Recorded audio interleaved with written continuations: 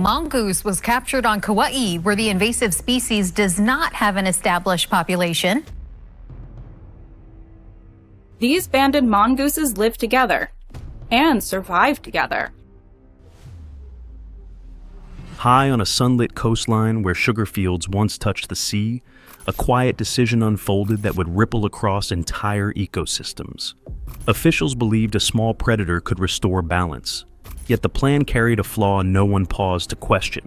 And decades later, its consequences would force nations into battles far longer and costlier than anyone imagined.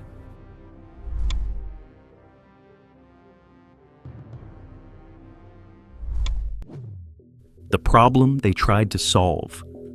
On plantations stretched across tropical coasts, the rat problem did not simply threaten crops, it threatened entire economies built on fragile margins of profit. Farmers watched fields vanish overnight, chewed through by nocturnal swarms that multiplied faster than any traditional control method could contain, creating an atmosphere of mounting desperation as losses accumulated. Colonial administrations, focused on protecting exports and revenue, began searching for a biological solution that seemed both elegant and efficient, imagining that nature itself could be weaponized against a growing crisis. At the time, ecological science was still developing, and the idea of introducing a predator was framed as a practical decision rather than a delicate intervention into a complex food web.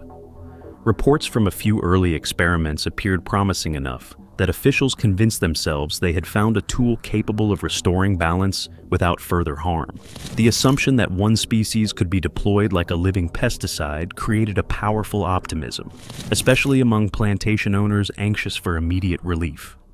This combination of economic pressure, scientific overconfidence, and administrative urgency produced the conditions for a decision that seemed reasonable in the moment, yet fundamentally misunderstood how ecosystems respond to disruption.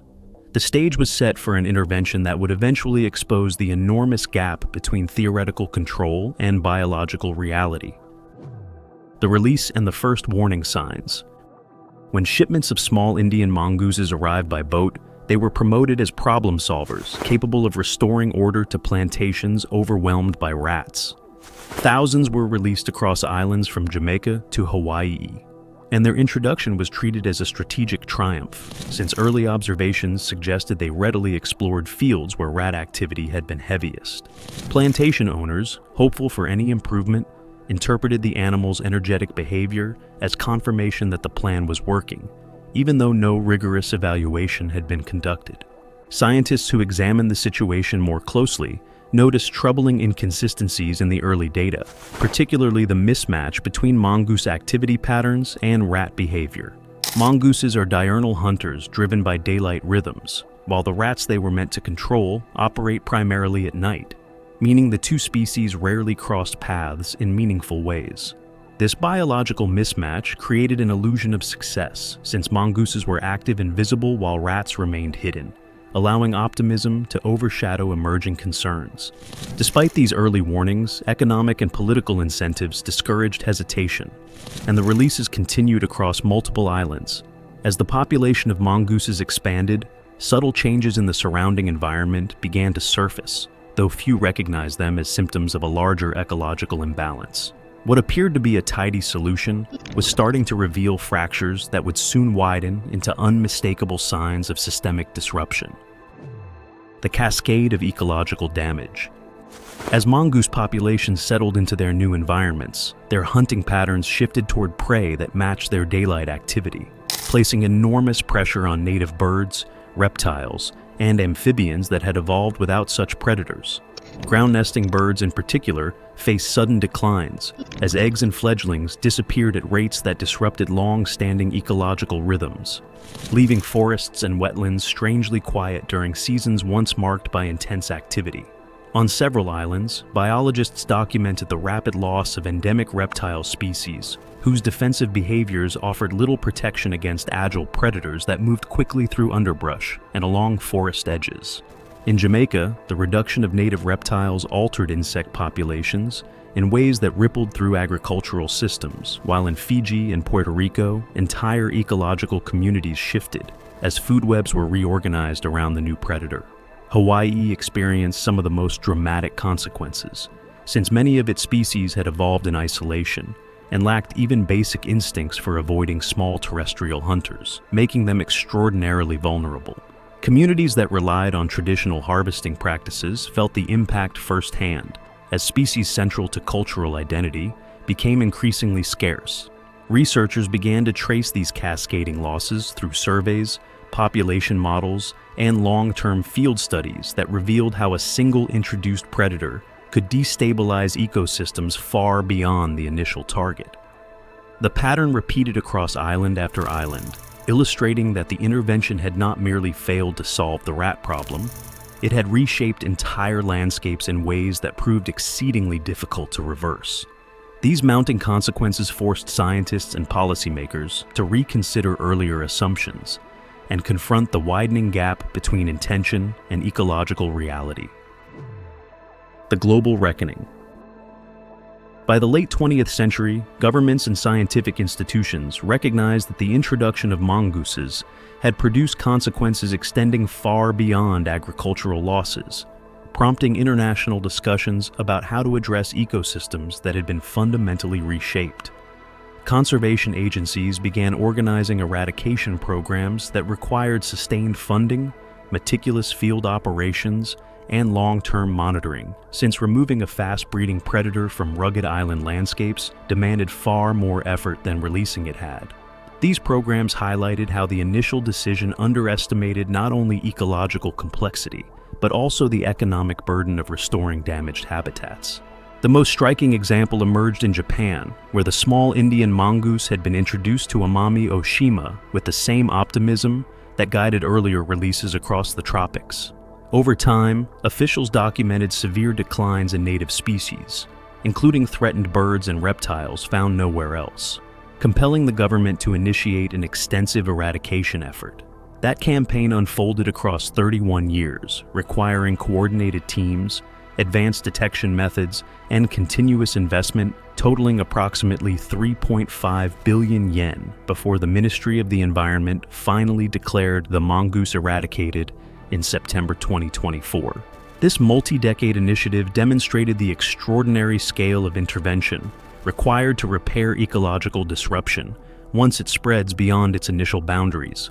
Nations facing similar challenges realized that the cost of reversing such damage often exceeded the economic value of the industries the original introduction was meant to protect, revealing a sobering truth about the long-term price of short-term solutions. The human struggle to reverse the damage. Across many affected islands, the work of restoring balance fell to field biologists, conservation officers, and local residents who understood how deeply their ecosystems had shifted. These teams navigated steep valleys, dense forests, and coastal wetlands, while setting traps, deploying tracking devices, and gathering data meant to reveal where mongoose populations persisted. Their nights were marked by careful listening for movement in the undergrowth, while their days were spent reviewing footprints, inspecting burrows, and cataloging evidence that guided the next phase of control efforts. Communities that had lived alongside declining species for generations began contributing knowledge about seasonal patterns, nesting areas, and habitats most vulnerable to predation. Their involvement shaped recovery plans that blended ecological science with local experience, creating strategies adapted to each island's unique terrain and cultural priorities. In places where mongooses were successfully removed, native birds and reptiles slowly returned to habitats that had been empty for decades, offering rare moments of optimism that reinforced the value of the work. Other regions faced a more uncertain path forward, since some populations had fallen so low that recovery would depend on reintroduction programs, habitat rehabilitation, and years of continuous monitoring. These contrasting outcomes illustrated how ecological restoration requires patience, sustained commitment, and an acceptance that progress may unfold unevenly. As practitioners reflected on their experiences, they emphasized how the struggle to reverse damage revealed both the resilience of ecosystems and the profound responsibility that comes with intervening in them. What this disaster teaches us today. The mongoose introduction has become a defining case study in ecological management, illustrating how even well-intended interventions can create outcomes far more complex than their designers anticipated. Modern conservation science now approaches biological control with a far deeper understanding of food web interactions, species behavior, and long-term ecosystem modeling, reducing the likelihood that a single solution will be applied without rigorous evaluation. Advances in genetics and population forecasting allow researchers to simulate potential consequences before actions are taken, giving decision-makers the opportunity to identify risks that earlier generations could not easily foresee. This history also reshapes the ethical dimension of conservation policy, since communities must weigh immediate economic pressures against the possibility of irreversible ecological change. The mongoose story underscores the importance of examining not just the target species, but every organism connected to that species through feeding relationships, habitat structure, and cultural significance. These lessons continue to influence policy discussions worldwide, prompting governments to invest in preventive science and comprehensive risk assessments rather than relying on reactive measures. As societies grapple with new environmental challenges, the legacy of the mongoose serves as a reminder that ecological systems function as interdependent networks rather than isolated problems to be solved in haste. Understanding that complexity is essential for avoiding future interventions that may repeat the mistakes of the past. Long after the last mongoose was tracked and removed, the landscapes altered by their presence continued to reveal how easily a single decision can reshape an entire ecosystem.